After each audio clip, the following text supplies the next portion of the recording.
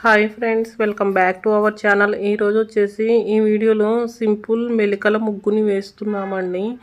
ఈ మెలికల ముగ్గు వచ్చేసి చాలా సింపుల్గా చాలా క్యూట్గా ఉంటుంది.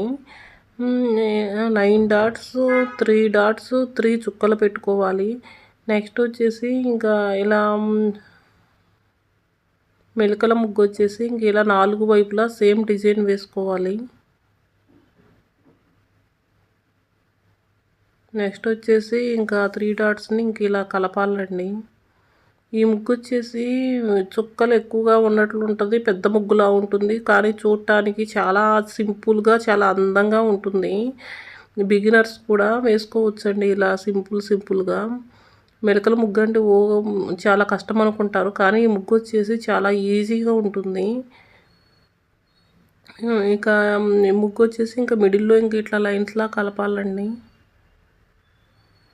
కలిపాక నెక్స్ట్ వచ్చేసి ఇంకో స్క్వేర్ బాక్స్ ఇంకా అలా కలపాలి.